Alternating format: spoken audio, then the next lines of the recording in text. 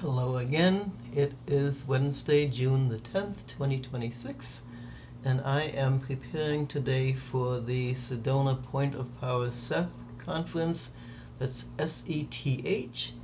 And for those of you who have never encountered the Seth teachings, Seth is a discarnate who was channeled by the late Jane Roberts during the 60s, 70s, and up to 84.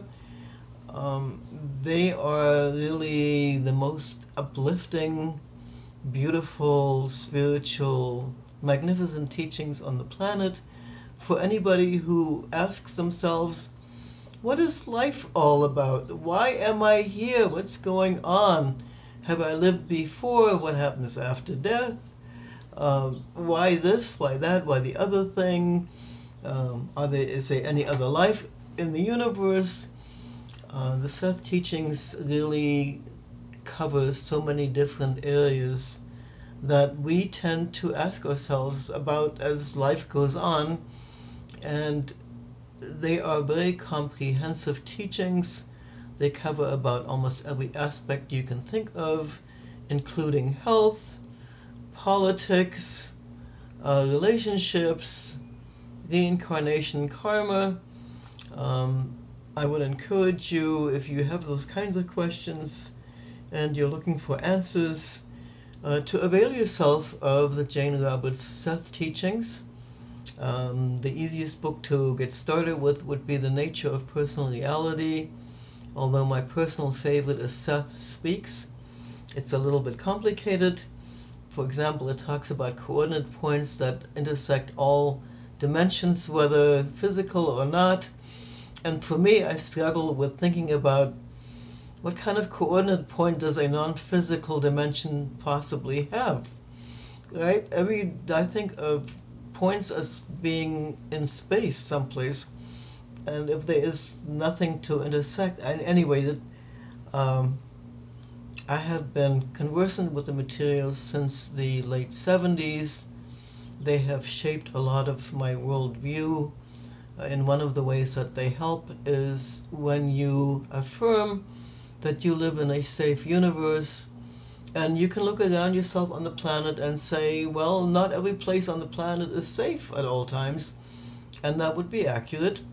But there's also the law of attraction, that we attract to ourselves the conditions and events that we most need for our spiritual growth. And you might think that being born into a family where you're wanted at birth, where you have two magnificent, lovely human beings as parents who want nothing better than your development and joy, in a luxurious environment with all possible teaching modalities at hand, you might think that that is the best of all possible worlds. But in fact, the universe gives us, well, we give ourselves actually challenges to help resolve the pieces and parts of us that really need to be changed, altered, looked at, illuminated. So despite what it looks like, the nice life is not the most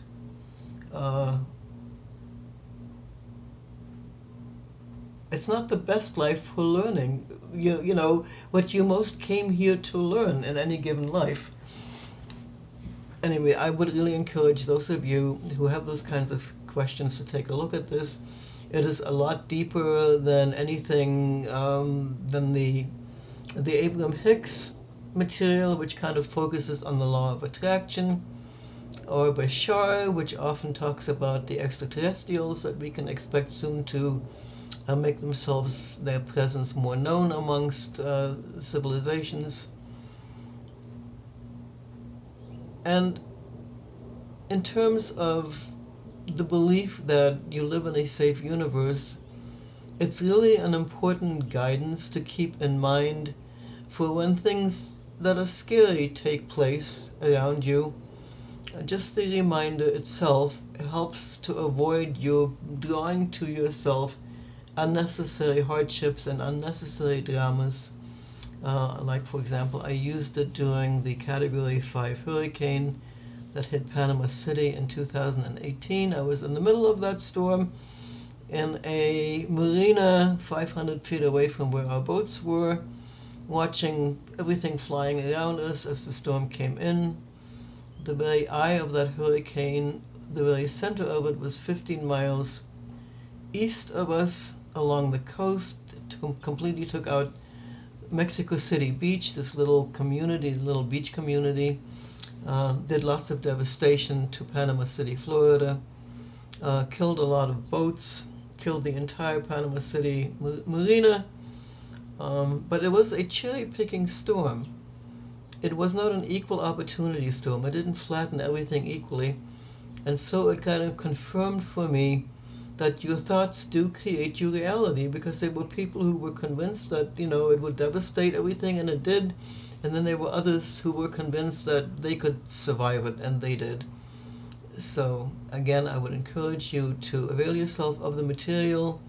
It is quite phenomenal. It is so life-affirming. It is so beautiful. I really love the Seth teachings.